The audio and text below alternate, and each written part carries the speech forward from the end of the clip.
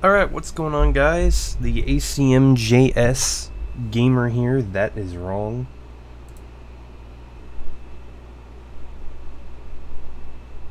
What's going on, guys? The worst Let's Player here.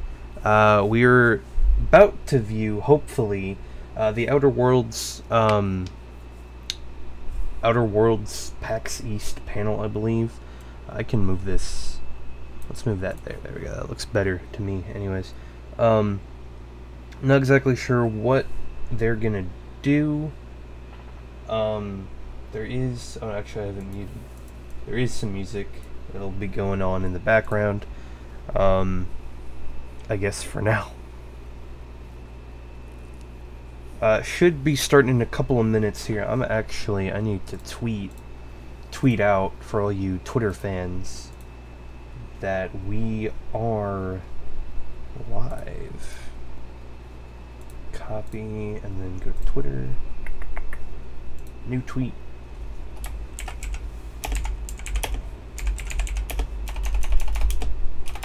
I'm excited for this because I like this game. I'm not excited for it because I'm gonna have to wait a bit for this to come out. So this will be definitely interesting, I gotta say. We shall see. Also, I'm gonna move the mic. I don't know if you guys can hear me at all or not. I don't even know if anybody's watching this stream, to be honest. You know what I'm saying? I do like this music. Nothing really has come out. The last little live stream we did was Sony's State of Play. Nothing really exciting there. I'm hoping this goes a lot better than that one did. Mainly because I really like doing live streams, I guess. It's just waiting for people to show up. So I really enjoy it. But, you know, it's kind of whatever. But yeah, still waiting for Sony's first game to come out this year. I had an interesting thought the other day. I was thinking, I wonder if anybody is really gonna be, what's the word, like tired out of the whole Japanese fighting games. And what I mean by that is we had Sekiro release in March, and I'm thinking Sony's probably gonna wait to release that till a little bit later in this year, because everybody's gonna be kind of tired out of those types of fighting games because they already had one of those games this year. So it's just a matter of time, I guess, when it's a matter of time whenever that starts, or whenever they decide to release that that game. I think in my original, not my original theory, but the theory that I've developed, it's not supposed to come out till August. Yeah, August. And my question is, I'm wondering when, well, it's weird because E3 is in June, and usually that's when games are, like, announced for either the next year or for later that year. So we already have Days Gone that's coming out. The next one, I'm assuming, according to the rumors, would be Death Stranding, which would come out in June, which would be around the same time as E3. So, I mean, who knows? Who knows what's gonna happen?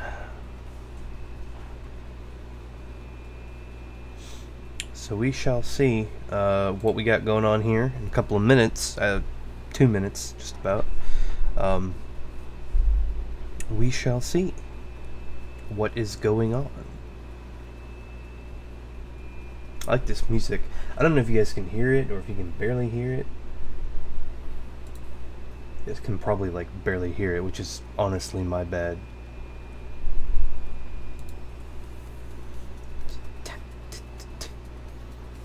But yeah, hope you guys are enjoying your weekend. I completely forgot that today was Saturday. I thought today was Friday, but it's Saturday. I've been home alone all week.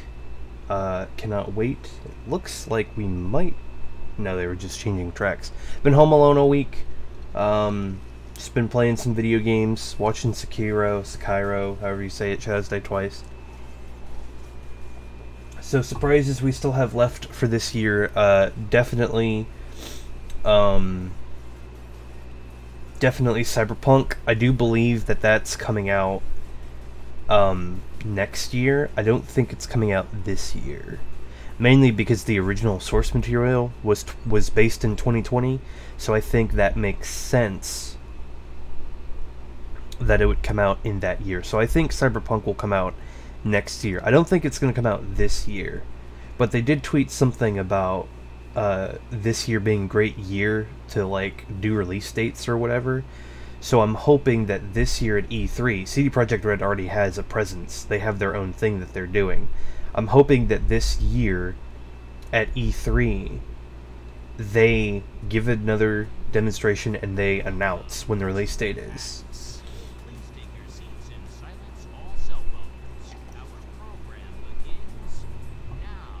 Oh, sweet. Okay, so this is the Outer Worlds.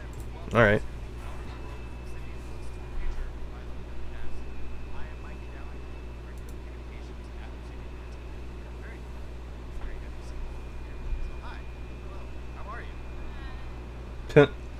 Woo!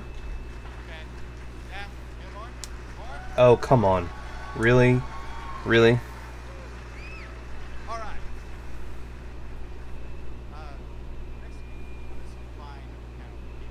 This is for the Outer Worlds, so this will be interesting. Tim Kaine. I don't know how long it's supposed to last, so we'll see.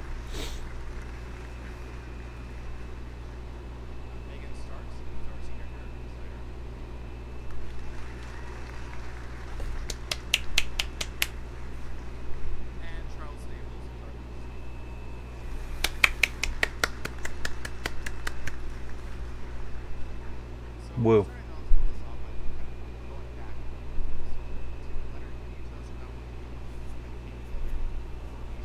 You want to explain? You want to explain the decision about Epic?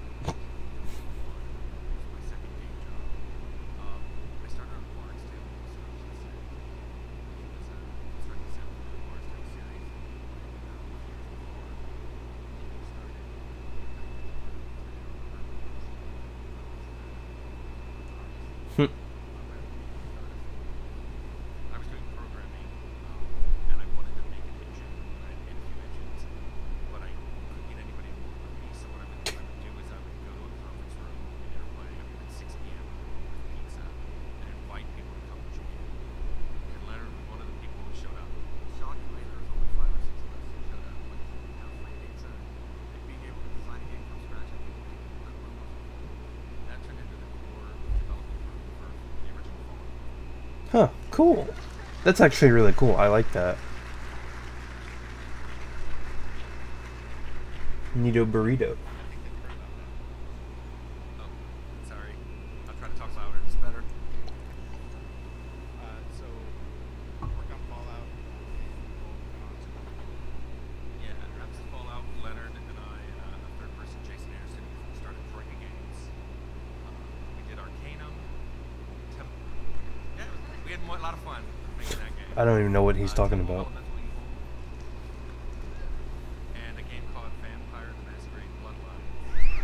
I don't know any of these games, so sorry. Just now, 15 years later, finally getting its. Woo. After Troika, I went to Carbine Studios, where I met Nick. Oh,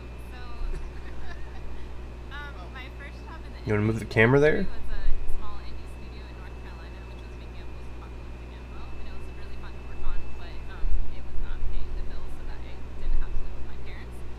So when I decided to try and make the jump to AAA, Excuse me. at different studios, and I saw in California that Carbine Studios had Tim Kaine as the creative director, and they had like nothing about the game at the time on the website. They had like a wolf in a forest biome, and I convinced myself that they were making like a post-apocalyptic Fallout game. So I applied immediately and was like, please hire me. And then I did get the job, which was awesome, but literally, like, no joke, my first day on the job, I opened up my email and there was like a goodbye email from Tim where he was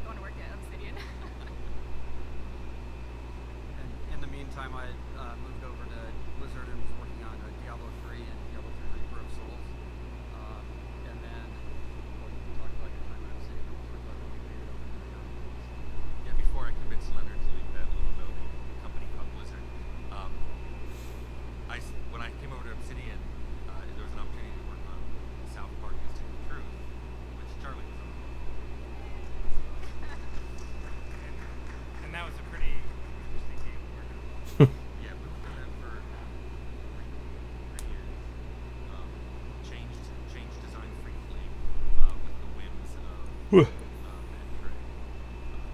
But I was really excited. It was the first time in my entire career I'd ever worked on a console game. So I was like fascinated and was having a ton of fun. Meanwhile, the entire team was burning out and was angry all the time. But then what was exciting is I got to go from there to Pillars of Eternity, which was kickstarted. Tyranny, it was like new IP, new IP. It was really an exciting time. And we worked on Tyranny with Megan. We finally worked together. And that was about a year. That was a really good project. And then I spent like 6 months asking to go on to Tim's new project because, so I worked on Tyranny and I got hired because I always play like chaotic rule, which was awesome. And then I was working on Deadfire, which was really, really cool, but I knew when Deadfire was wrapping up, they'd be moving people around, and I was just like, please, please, please. So that worked out really great. yeah, that did. Like, we started this game in 2016. In April of 2016. That's when it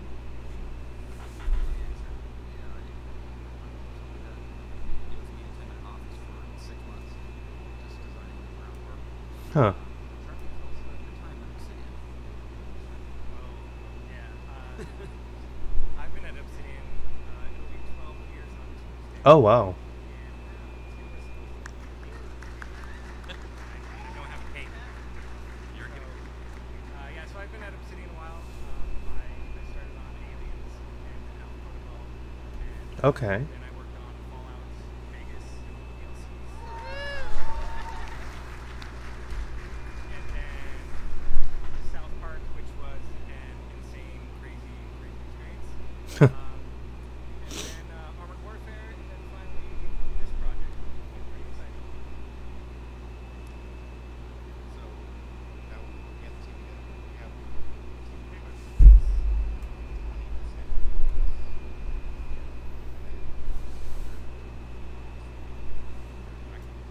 Oh, we forgot something very important. When we were in Troika, we hired an intern named Daniel Albert. He's such a cute little fresh-faced kid. He's now the art director on this project. Oh wow. I always tell people we'll work together again somewhere. And have Megan and actually we have remember Rob Nessler. He's the art director of Obsidian. He's our art director.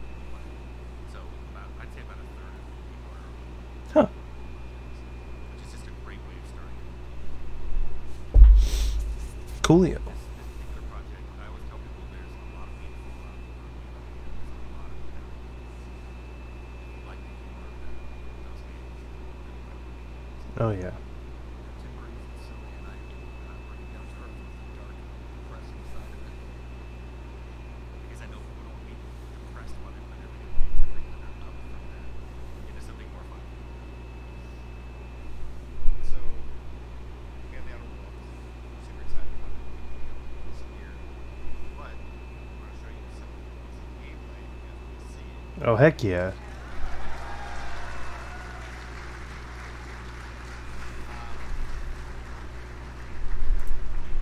So what you're going to see is an alpha build game we're still working on. Everything is very much still in progress, but you may actually go on one. Yes. Can you go back to the slide? It's a joke, I promise.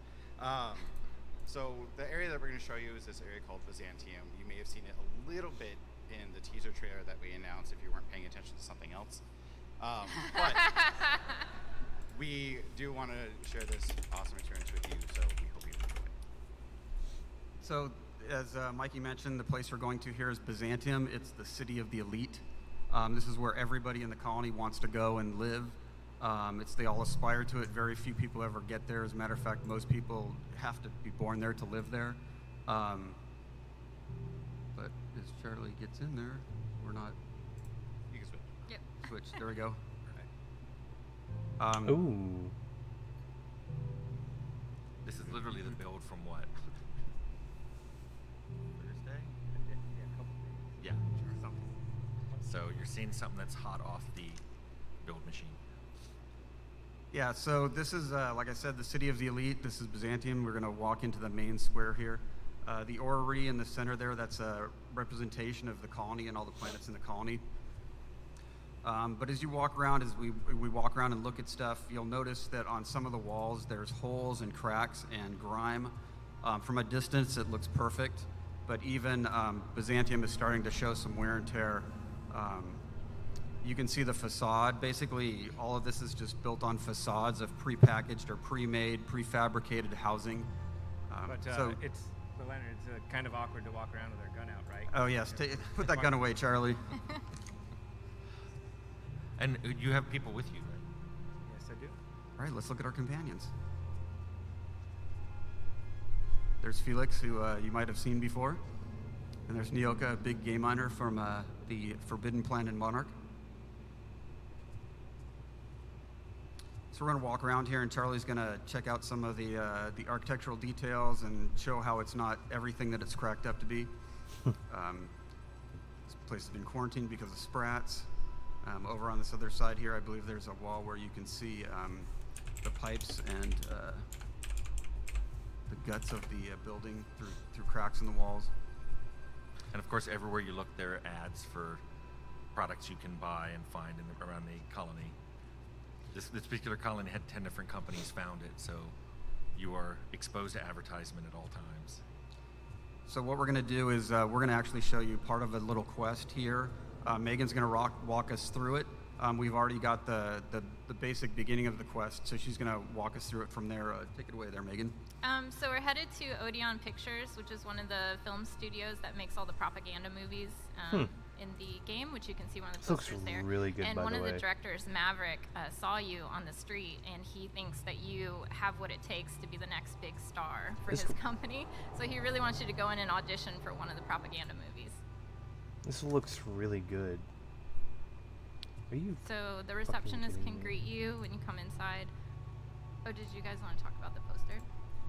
Oh, we're going to say something The about Titus Andronicus poster. Titus Androidicus. Andronicus poster. I just, Featuring Burbage 2000 and 3000. I just love our movie posters, and obviously we have a lot of Futurama fans on our staff. But mostly Tim. No, it's a great show. Yeah, so we're going to head upstairs to the audition. Yeah, we're gonna turn that down it's slightly. loud.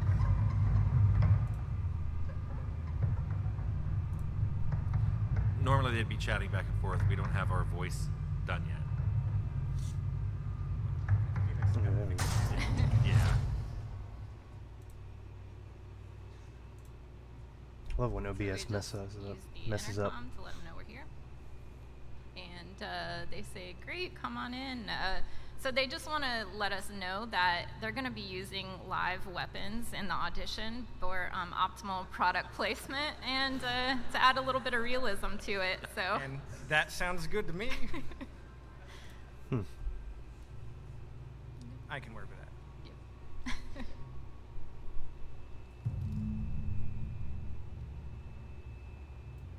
Now, what I love here on the right is a set that looks like the monster planet Monarch, which by the time you get here, you will have seen that planet and been there and realized that this set must have been made by somebody who's probably never been there. Huh. It's very realistic looking.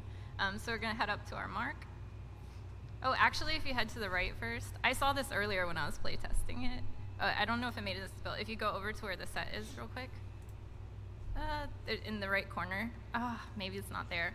Oh yeah, we added, there's a dead Burbage 2000 from an earlier film. I just came across that randomly and was like, oh my gosh. And I'm going to take his stuff. Anyway, okay, so we're going to go get on our mark.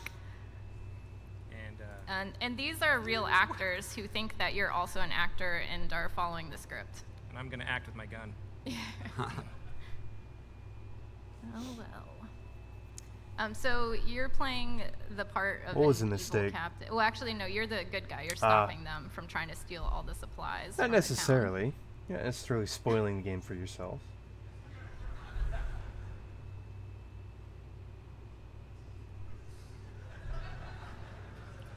So you can see a little bit of the mix of the dark and the silly. Yeah. So I think we'll go with. Yeah, you want to go with the Pirate? UFAL pirate. We're gonna ham it up here. It's only a small section of the game. Quality acting. Yeah, and your companions will jump in with their opinions on this stuff.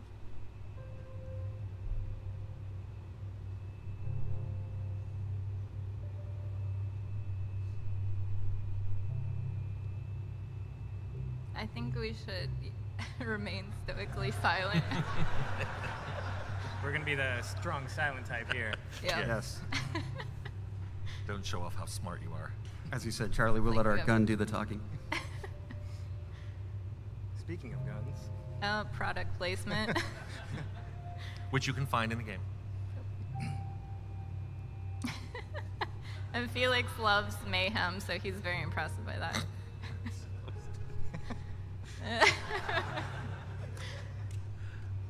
so a little bit of humor in this game.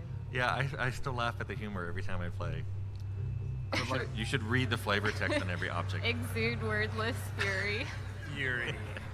You know, it'd be a lot funnier if we could actually hear the dialogue, but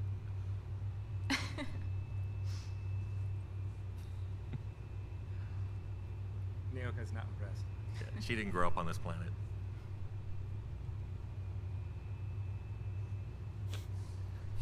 All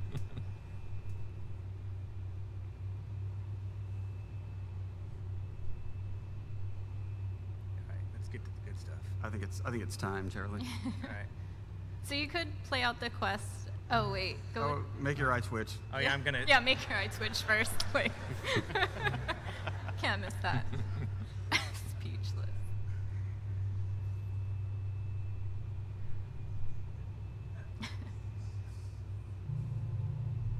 Right. So wait. So you could play out the quest normally through dialogue options, but I think we definitely want to go murder crazy. Yeah, I think it's more entertaining for this. Yeah. So here goes. It's more authentic.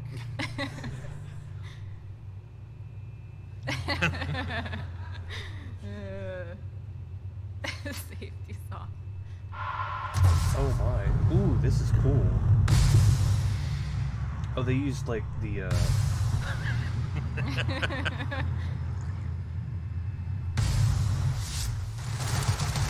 That's cool. I really like that. These poor actors, they just thought they were coming in for a normal day's work. They got paid to do a job.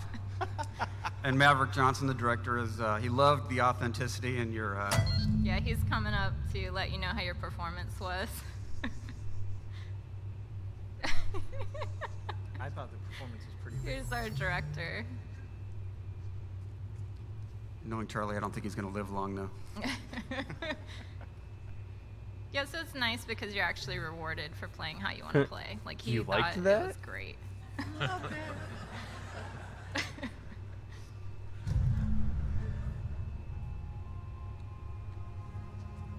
And, I think we should kill him too. I'm just saying. Oh no. Okay. Oh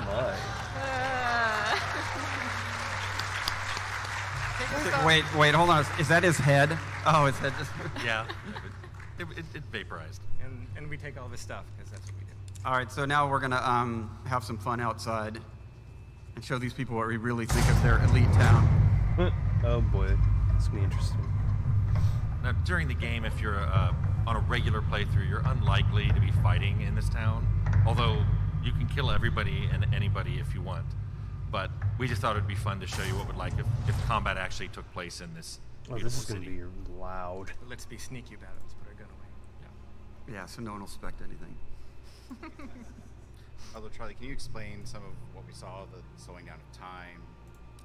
things Yeah. like that? So tactical time dilation is where we are trying to give opportunities both for people who aren't the best shooter players, an opportunity to, in the normal fast-paced gameplay, slow it down a little bit, get their bearings, and then make decisions that actually will help them during the combat. We have location-based hits where shooting them in different spots will actually inflict certain status effects, giving you bonuses. So as things get extraordinarily difficult, it is a pretty handy tool to have. Interesting. Nice gun. I might take that later.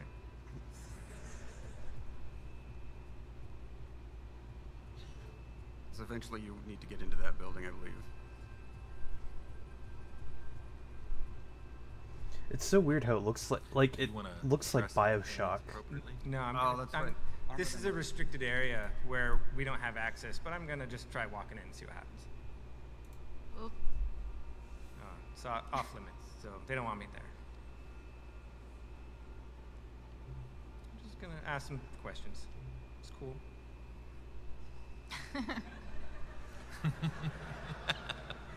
Funny thing, I have one of those. But we're not going to give it to him. You could give it to him and bribe your way in that way, but we prefer a more direct approach. We should flatter him a little bit. Should be cool. So there is this interrogation system we have in the game using disguises when we do have them equipped, where if you have high enough different dialogue skills, you can talk your way through these through restricted areas.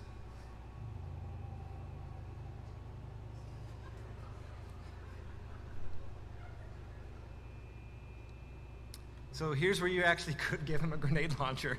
Oh wow, that's cool. I Because like he that. really wants one. But I really do like let's that not do option. We need to equip Felix correctly. I think he's under armored. All right, let's go in here real quick. Oh, we can look at the map and everything. Or not the map, but I'm gonna put Inventory. the pink briefcase on his head. He even has a temporary icon. So I like that. I like that. Now we're ready to start fighting. that Oh helmet. my god. Oh, Felix. That helmet is available for sale in the game at your nearest Spacer's Choice vendor. And we should get Oh, stuff, vendor. started Okay. with, I with thought he was Ryan. talking about Or microtransactions. do it, To the Felix. face. I thought he was talking about All right, Felix, have fun. microtransactions for a second. Oh my god.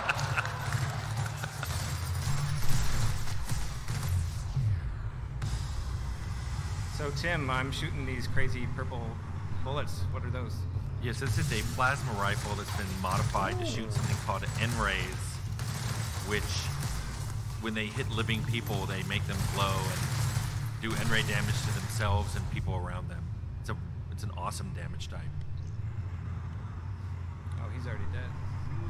I believe Felix and Noka have been. Oh, this is Nyoka. Oh my word. Just decimated him. It cuts off a little bit now, but before she does that, she takes a swig off of her flask, so it really defines her character well. She's good to have in a pinch. Now we're gonna hit things. 'Cause hitting Yes. things is fun. Yes. And this is using the corrosion. So this is our Inferno side that you might have seen from our earlier trailers. But Remember that? I remember this is that. actually modified to do corrosion damage, and corrosion damage is good for heavy armored things. These mods are also available for purchase at nearby weapons vendors. I thought- Fine retailers everywhere. But yeah, I'm gonna. Don't mind me. Oh, and civilians, yeah, it's okay. Aw, poor top hat person. We good? We good? Oh no.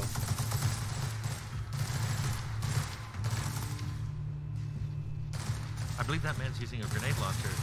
Yes. Available from Hammersmith. Oh no, Take out that's the ad drone too. That's so mean. Charlie, what's that you have in your hand there? well. This is another one of our science weapons.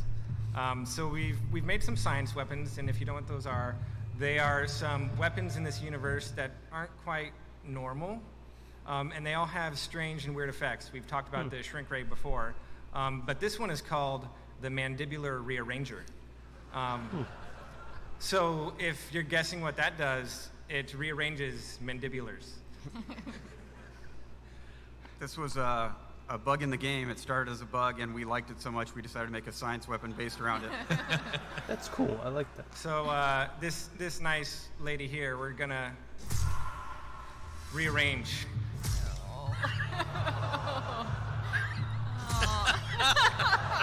Oh my word. So compared to other melee weapons, this one doesn't deal as much damage, but it actually will slow people down, and if you hit them multiple times, it will freeze them. As well as do some rearranging of faces. And like every science weapon, the amount of that slowdown is proportional to your science skill. So if you want to make a combat character who basically has a high science skill and specializes in science weapons, this is it. Huh. This is a cool little weapon. It's also funny.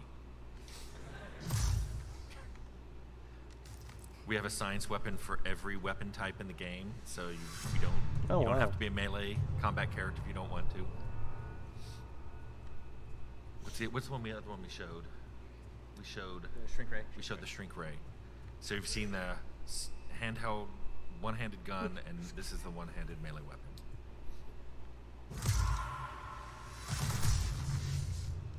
Thanks for your stuff. Son of a hitch. And let's head into the bar here. Don't mind me. I love the chef bot. Oh, They're so cute. I really like that, actually. Hey, that looks safe.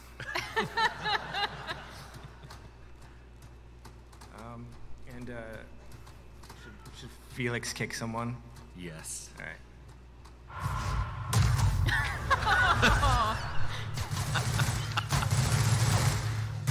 God, that Gatling gun. Aw. Okay.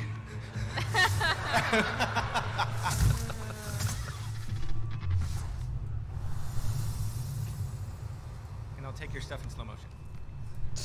Oh, and they corrode. Ugh. That's a cool after effect. All right.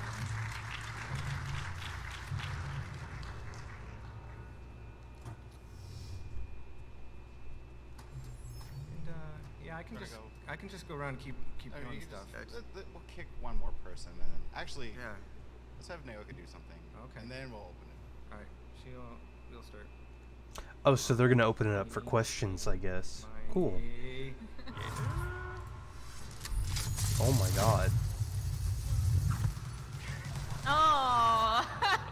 This is overkill.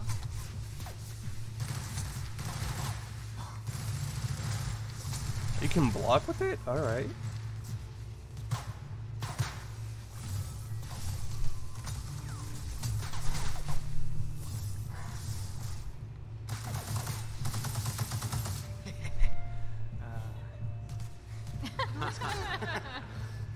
I love that hat, or that helmet, if you will.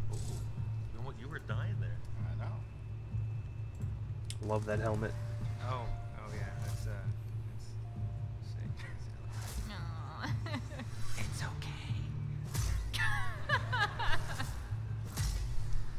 okay. Ew.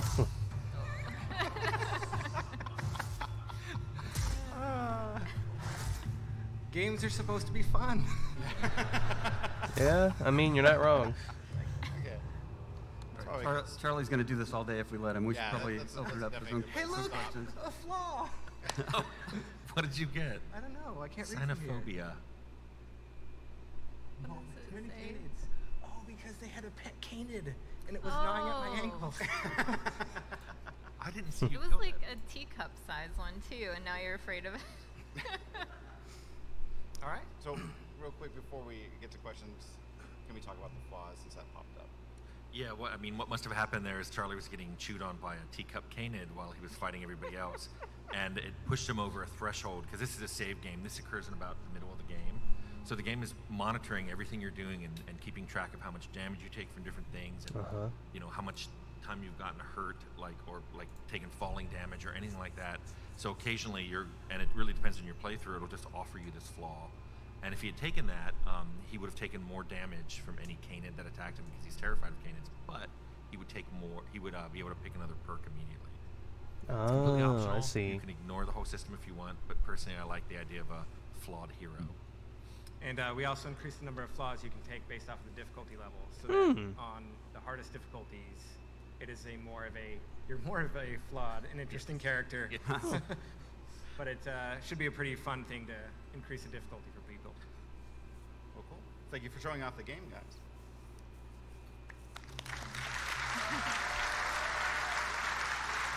That's cool that they did it live. I like that.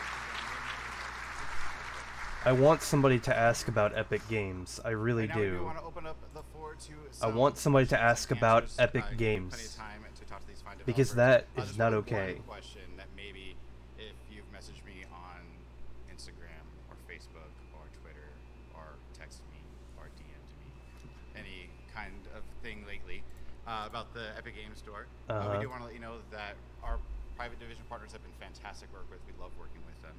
That was a decision that they made for the game, and we're just excited to be working on that game with them.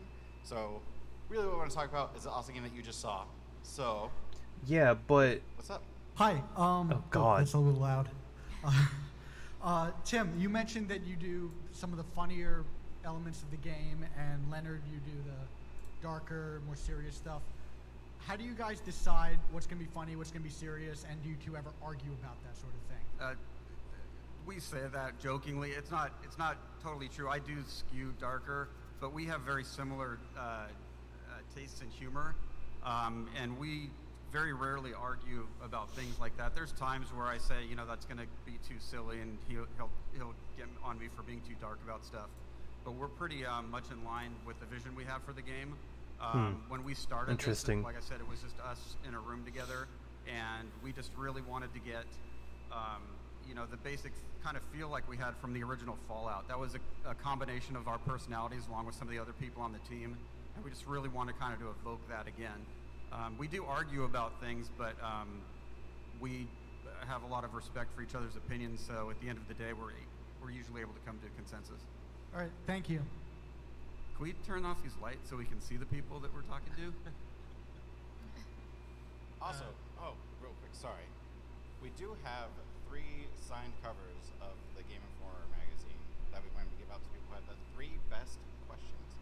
So, ask really awesome questions, and you may be able to get one. So, you're really close. You're like, I mean, you're the only question. You're at the top right now. You said that you could kill just about any NPC within the game, correct? And with that being the case, is that also applying to your followers, or is that not the case with your followers? So you're going to be able to basically use them. It looked like the combat was kind of a little easy when you had 2 followers along with you. Is that going to possibly impact them? Can they also be killed permanently? Not when they're your followers. You can kill them before they're your followers, but when they're your followers, there's no friendly fire and you can't actually... Oh, okay. But on supernova difficulty, they can die from combat. Okay. So everybody can die. That's good. All right. So was that a no about those lights? No, sorry. Oh, okay. Dang. So it's been a long time since you started working on this game. How long has it been since you had it in your minds, like when you first prepared for the game, and what made you That's a good feel question. that it was time to make it, like now? That's a good question. Some of the elements in this game are coming out of design notebooks that I have that are 20 or 30 years old. But we actually started talking. I started talking to Leonard when Obsidian had the opportunity to make a new game and wanted to know if I wanted to be the director. But I know there's things I'm not good at, and all those things happen to be things that Leonard's great at. So we started talking, and that's what led to us agreeing to work together and then kicking this game off. I could say there's a lot of things I've thought of over the years, but I really hadn't.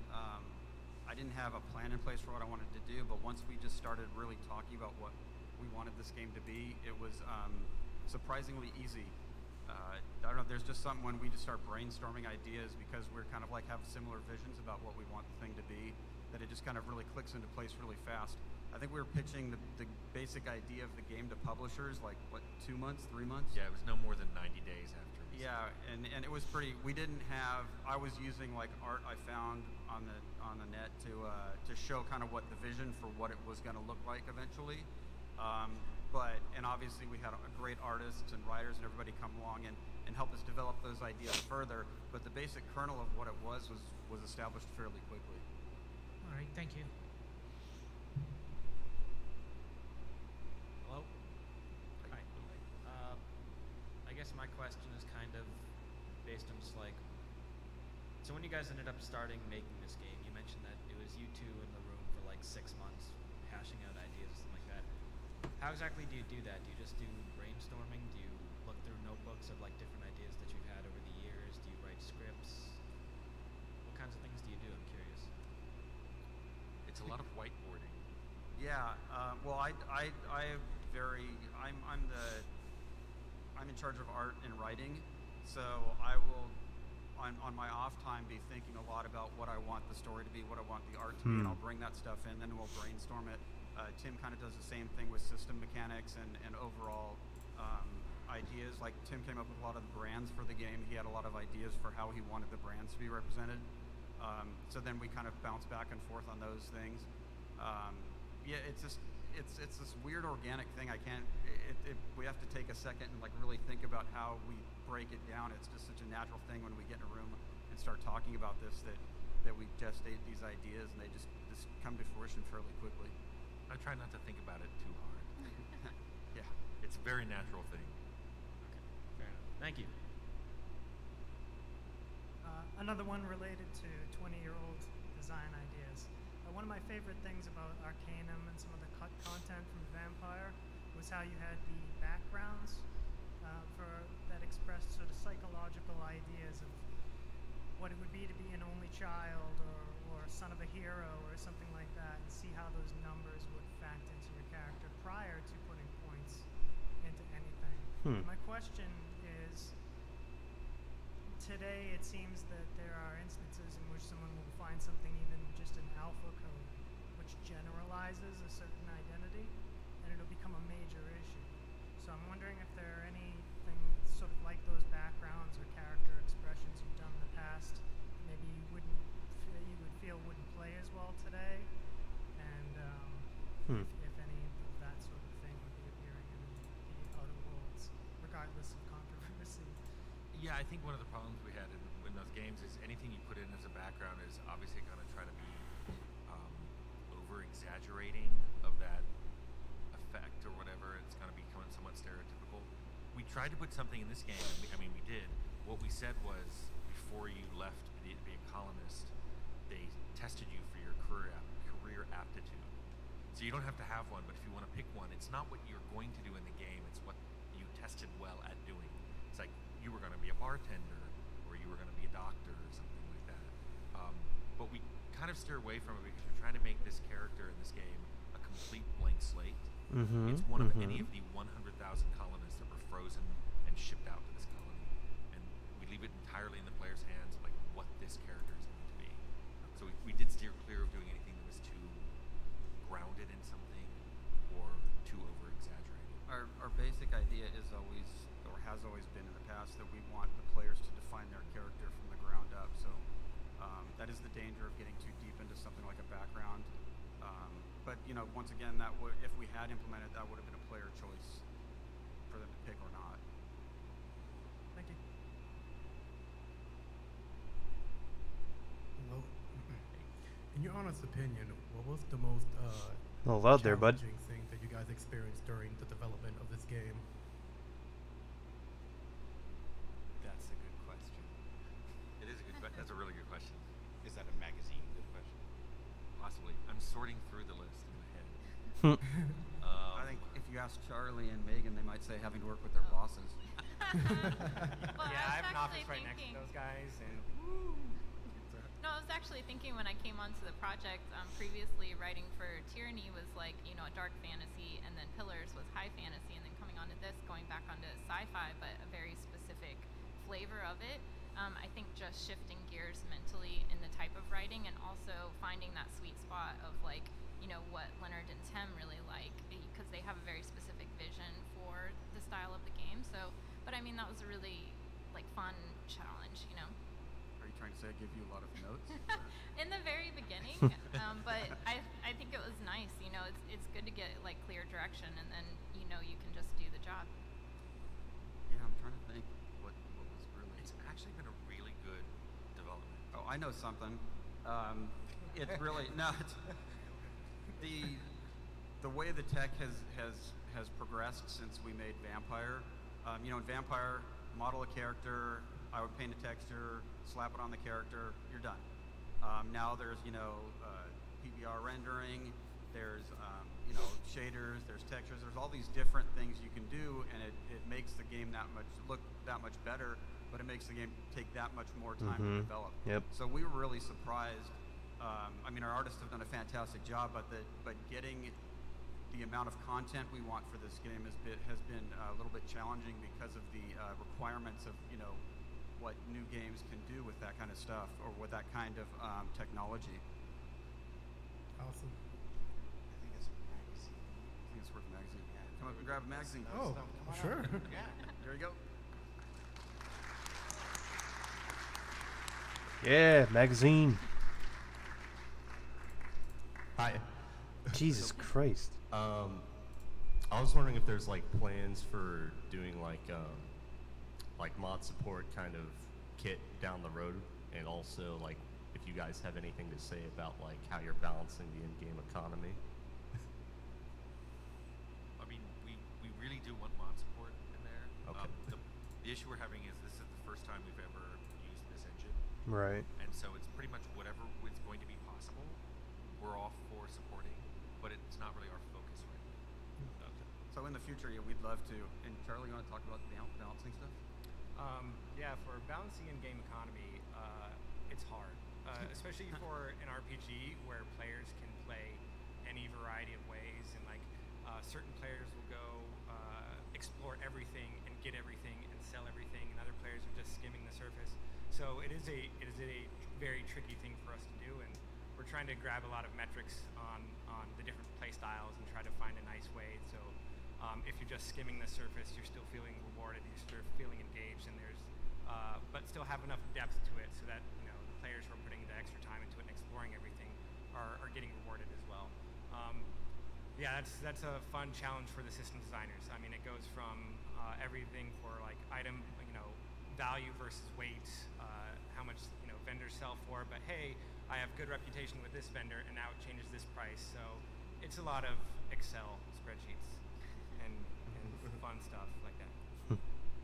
This is a good question. Tim, will you sign this real quick? Sure, come up after. And Come up after, and I'll do that. Yeah. Hello? Alright. One of my favorite things about some of the previous games you made, particularly Fallout New Vegas, was you talked about the idea of building your own character and role-playing within that world and being able to show everybody what kind of character you had. Within the speech role specifically, right? Within like speech and writing, if your character has a specific amount of like skills, like in Fallout New Vegas, let's say you had a high small guns or high explosives or something like that, you were able to solve the problem right then and there, no matter, you didn't need to do like a speech check, right? Will this game have a similar sort of system where like your skills or perks or whatever you want to call them are actually going to affect the dialogue trees? We do have some skills affecting the dialogue. It's obviously mostly the dialogue skills, but there are times where we have different skills come into play if it makes sense. And I think we've talked about it before, but in case you guys haven't heard, your companions will add to those skills, whether they're like dialogue skills or That's whether cool. they're, like, I like engineering that. skills. When you're talking to people, they will help you, or you know, if you're doing something that needs those skills, their skills will combine with yours. Cool. Thank you. How you doing? Everybody took my questions. But going off the last question about skills, Oh, in, boy. New Vegas, I really love the luck skill set, and I liked getting kicked out of casinos because I kept winning. Is there anything like that in this game where you can gamble a lot? I like gambling. You can gamble with your life. There you go. We don't have any gambling in this game. No. All right. Thank you very much. Okay. Hello. Okay. So, from the outer standpoint, from the community standpoint, from Fallout New Vegas, I mean, you guys had swarms of cosplayers. Unfortunately, I'm in your opposition's regalia to a degree. However, finding the details or something from that, like before the game comes out, to sort of create a costume, to sort of get that upbeat going on from cosplayers, because we want to get all the best details and stuff like that. Are you guys planning on releasing, like, sort of like more like, I guess like character viewpoints, sort of like how Gearbox did in the past, to sort of get like the community going with cosplays, Like or just creating like dimensions. character views, like Character front, sheets. side, stuff like that, and to sort of also in the idea of the sense in the in-game engine for like viewing models. I remember in like Fallout New Vegas, like how you would view the clothes, you would just have like the folded clothes to view. Sort of, how would like viewing in the game system to sort of like see the more crisper detail, so we can incorporate that sort of into the actual. I don't know, Mike, have we talked about doing character sheet stuff? My friend, do we have you covered? So we released 2 character sheets in the fan kit. So if you go to outerworlds.obsidian.net and scroll all the way to the bottom, you can download the fan kit and you can get a character sheet for Ellie and one of the Marauders. They're basically T-pose turnarounds. We zoom in on details. The files are massive, so you can. Oh, so they're zoom files in. that we can sort of tinker with. Yeah, to it's sort of just see. a big PNG. It's like 158 meg. It's ridiculous, but you can like zoom in, Zoom like, in the to fine see. detail. Because I think that's been one of the issues with just other games. Like you can zoom in to see the details, but it's not close enough of a zoom in to see like what does this text say. You can where I get would so need to. close. So I need it. I'm working with Daniel Albert to release more of those for the characters that we show as we show them. So you'll Cool. see characters Because I'm hoping here. the next wave is more Outer Worlds. Because I'd love to do an Outer Worlds cosplay because they look so intricate and detailed. But for right now, it's been like running butt man. It's really working this. No, trust me. I actually come up afterwards. I'll show you that kit that I'm talking about. Oh. And then I think the next one that we're working on is probably gonna be Felix, and we want to do the Moon Man helmet. Awesome.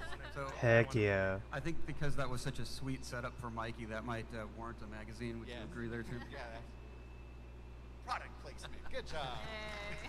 Don't tell anybody we paid you beforehand. I love that costume. I really do. So I do kind of want to ask about the fallout that you guys have seen from the Epic Games decision, both internal and external. But if we want to avoid that, the weapon variety, does it lean more towards Fallout or more towards like Borderlands with the amount of weapons that you will be able to find? Amount of weapons. It's not in the Borderlands style of the crazy combinations, and there's what was it, bajillions. I don't know the exact term, but it's a lot. Bajillions? But ours are more grounded in the world. All of them have a manufacturer, and they're assigned to a specific brand, and they're.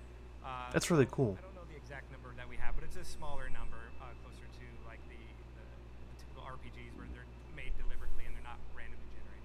And you can mod them as well. So more Fallout style. Thank you. Yeah. Coolio.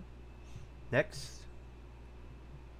Just wanted to say that I've been a fan of. I love all your games, but particularly Leon and Tim. I've played your game, pretty much all your games. Oh, going okay, back cool. 20 years. First one was the Fallout Junktown demo. If you remember that, back in '97. Yeah. It goes way Oh back. yeah, that was on a magazine, right? Yeah. Well, thank you. Thank you very much for all your games. I just wanted to ask, what do you think your most important or most influential design decision in all your games and your careers would be? For you mean Like a design cumulatively or individually? Individually, if you want. I'd say probably the most important thing I ever came up with was making Fallout post-apocalyptic 50s, as opposed to what we were originally doing, which was just kind of a Road Warrior ripoff. Because that totally changed the whole direction of what we were doing, and it really, it's funny because it encapsulated what we were kind of already trying to do subconsciously. I think it just brought it to the forefront. I have no idea where that came from, but that I think was kind of defined it. That and the fact that Tim made me use the blue and yellow for the vault suit, so we can spot him walking around conventions. I think actually, perks and things like that seem so common now, but nothing really had them back then, and we put that in. It wasn't in the original design, and we put it in because people said, well, there's not enough to buy when you go up a level. And now it's not only in every game, but when the 3rd edition of D&D came out, somebody from WotC said, hey, we really loved Fallout, and we got this idea for feats from it. And I was like, feats came from perks? And I'm like, that never imagined in a million years something like that would happen. But, and I love that people still love Fallout. I mean, it's been 22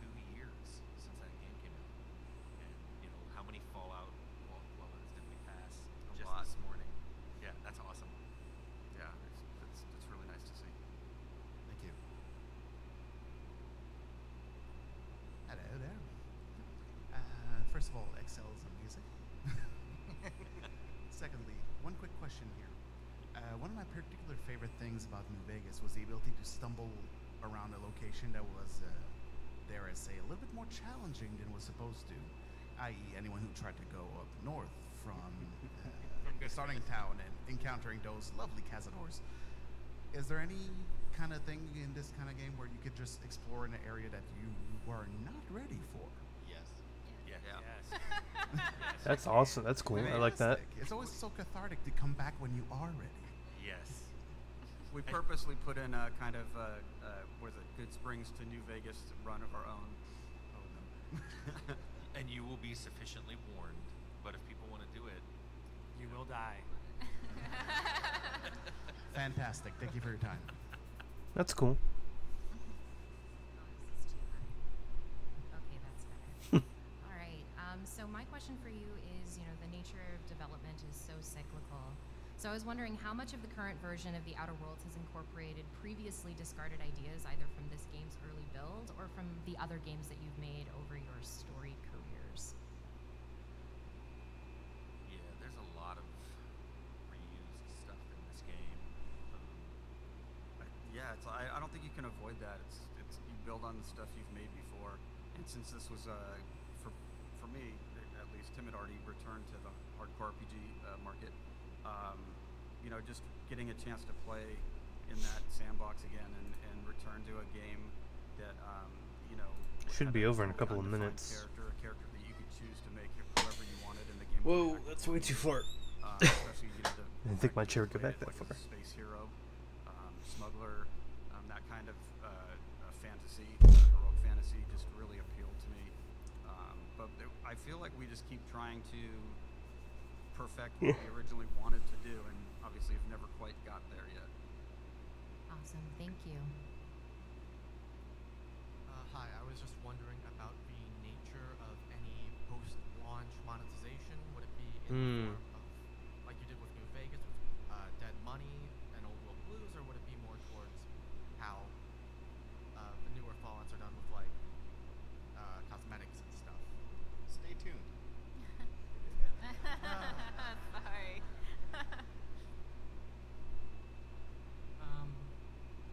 I had a question as to, I guess, what kind of steps you might be taking in terms of keeping the game accessible to like more people. And what I mean by that is, I've just learned in like kind of my game design classes in terms of kind of making sure that games can kind of be played by everyone. One of them being like kind of what colors to pair with each other. Make it so that people don't get like the colors mixed up. Funny you should ask about. Yeah, I'm not laughing at that. I'm laughing because Tim, why don't you tell They're your laughing story? at me. Yes, we're laughing at Tim. I'm completely full spectrum colorblind. Oh, wow. So I've made our core UI artist do every single UI in this game in grayscale and make it fully in-game playable grayscale. And only once it's worked that way is anyone allowed to add any color to it. So there's no information you get in this game solely through a color channel. So I know it's anyone with any kind of colorblindness. We don't even need a colorblindness setting. We've also made the game playable with keyboard, mouse, or controller, even on a PC. So there's a lot of really good adaptive controllers out there. So that can allow a lot of people to play this game who might not be able to do the keyboard commands that we've set up. And we also you can change the keyboard commands for a lot of things. We're trying to think through a lot of that stuff and make sure that as many people can play this game as possible. That's cool. I like that. Should be over in about about 6 minutes, I think. Hi. If they're So, scheduled to go till. In the Outer Worlds, you can have different stats with like science or persuasion, Mhm, player mhm. can choose who they want to be. The question is, how do you plan for each area to accommodate the player that has like a different build? Or say, someone just wants to do talking, someone just wants to do science, or what goes into the thought of making an area accommodating for any player that chooses something that would be different from someone else? Big checklists. No, but really, like we have Tim created a big list of play styles for the game. Hey, you can play this way, that way, another way, and we make sure that hey, when we're building an area, we think through all those play styles and through every quest. How does this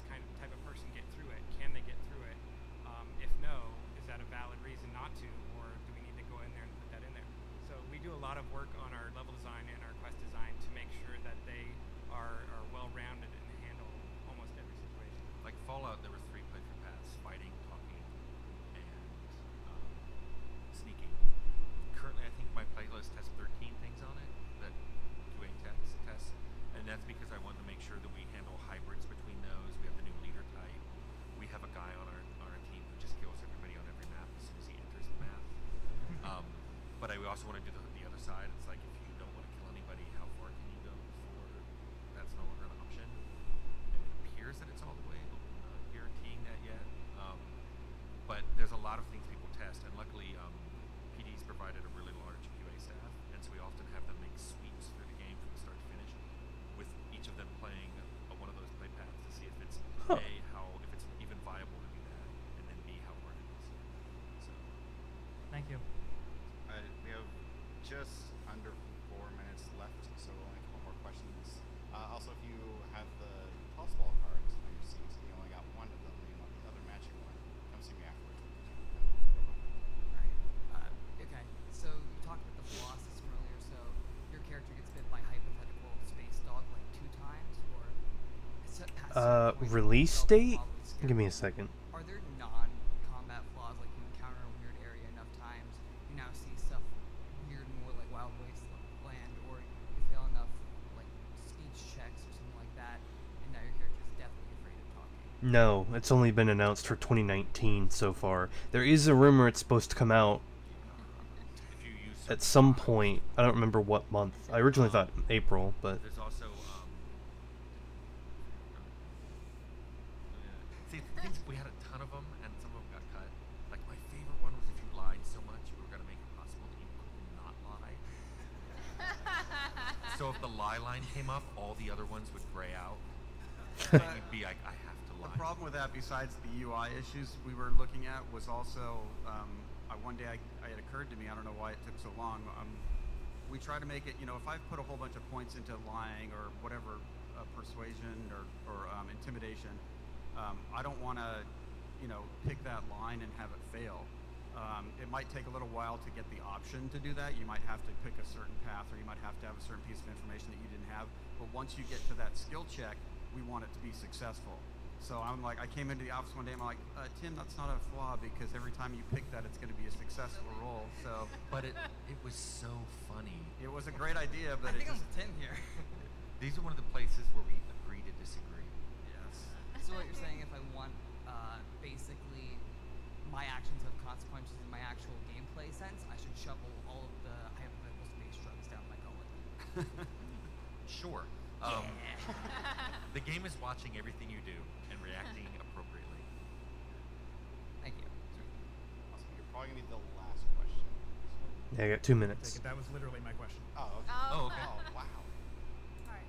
So my question was, so I heard a question already about mod support, and I was wondering like how extensive is it going to be? I think this question might have already been asked, but like, how extensive is Only rumors then, nothing concrete from the company. Really doing No, anything about launch. it's rumored to be 2019, but there's no month release date yet. Any tools immediately or any actual support that kind of Concrete is that it's 2019, this year, but we don't know what month or what date. Sorry. They haven't announced anything. More than likely, we'll find that at E3, What was your which is in favorite June, reference so... when you made the game? Like what's hidden in there, like a Easter eggy reference. Or It, like it depends. Like you were talking about a Futurama reference, so like any sort of references that you thought was hilarious and decided to put in the game. That's not a spoiler. That's not a spoiler. Well, I will say before I joined the project, I had to watch the movie Brazil, and I was like, oh my god, what am I getting myself into? I don't know. Well, the one thing, I don't know if this doesn't really answer your question, but one of the things we do when we're putting in Easter eggs or references is it has to, if you don't get the reference, it has to go by you. It's like if it's supposed to be funny, a funny line, then it needs to be funny anyway. Or if it's just, if you don't understand the reference, it's just a normal line. You should never know that you're not getting it.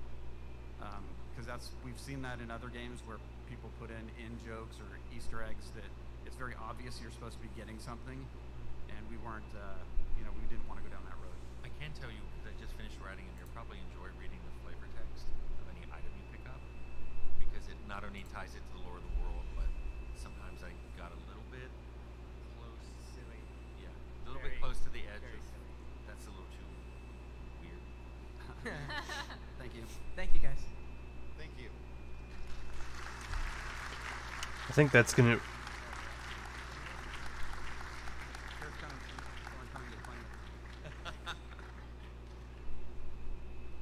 Awesome. Well, thank you all for coming to this panel. We very much look forward to you playing the game later on this year.